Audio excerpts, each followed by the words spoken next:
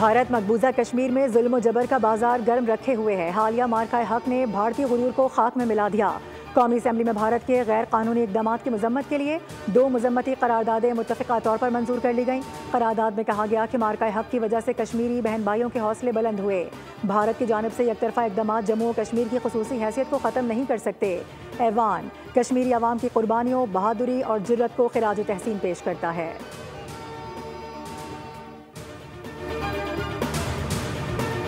پاکستان بھارت کے اونچے ہتھ کنڈوں کو کامیاب نہیں ہونے دے گا۔ پلوامہ ڈرامے کے بعد کشمیر کی خصوصی حیثیت کو ختم کیا گیا۔ پاکستان بھارت کے یک طرفہ اقدامات کی مذمت کرتا ہے۔ نائب وزیر اعظم اسحاق ڈار کا تقریب سے خطاب، کہا کہ کشمیر کے زخم 70 سال سے رس رہے ہیں۔ بھارت کے جابرانہ ہتھ کنڈوں کا مقصد کشمیریوں کی شناخت کو مسخ کرنا ہے۔ بھارت ذہن میں رکھے پاکستان مقبوضہ کشمیر میں فریق ہے۔ وفاقی وزیر اطلاعات عطا تارڑ نے کہا کہ پاکستان سے کشمیریوں کا رشتہ لازوال ہے۔ شہید کشمیریوں کے جسد خاکی سبز ہلالی پرچم میں لپیٹے جاتے ہیں۔ پاکستان کشمیریوں کی سیاسی، سفارتی اور اخلاقی حمایت جاری رکھے گا۔ مارکہ حق میں افواج پاکستان نے بھارت کا غرور خاک میں ملایا۔ پاکستان کا بچہ بچہ کشمیری عوام کے ساتھ ہے، ان کی جد و جہد میں شانہ بشانہ کھڑا ہے۔ کشمیر ہماری خارجہ پالیسی کا مرکز رہا ہے۔ سینئر وزیر شرجیل انعام میمن نے کہا کہ مقبوضہ کشمیر میں انسانی حقوق کی سنگین خلاف ورزیاں عالمی ضمیر کے لیے لمحہ فکریاں ہیں۔ عالمی برادری کی خاموشی بھارتی غیر انسانی عمل کو تقویت دے رہی ہے۔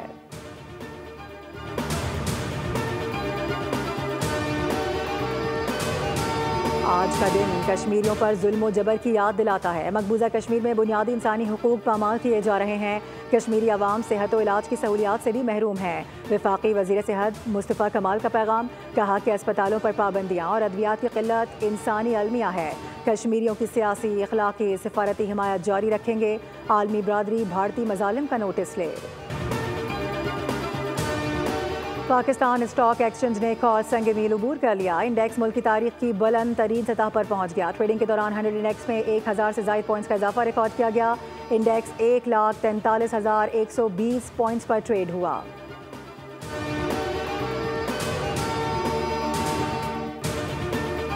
ایف بی آر میں کرپشن کا انکشاف، IMF نے governance and corruption diagnostic assessment report وزارت خزانہ حکام کو بھجوا دی۔ مطالبہ کیا کہ ادارہ کرپشن کنٹرول کرنے اور ٹیکس پیچیدگیوں کو ختم کرے۔ پارلیمنٹ کی اجازت کے بغیر سپلیمنٹری گرانٹس کے لیے بجٹ ایڈجسٹمنٹ پر پابندی عائد کرے۔ عالمی مالیاتی فنڈ نے کہا کہ وزارت خزانہ بجٹ پروسیس کو مزید بہتر بنائے اور آڈیٹر جنرل آف پاکستان کو مکمل خود مختاری دینے کے لیے لیگل فریم ورک میں تبدیلیاں کرے۔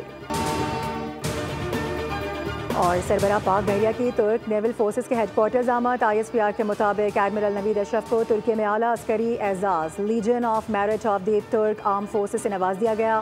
نیول چیف کی ترک نیول فورسز کے کمانڈر سے بھی ملاقات ہوئی۔ 2 طرفہ بحری تعاون اور باہمی دلچسپی کے امور پر تبادلہ خیال کیا گیا۔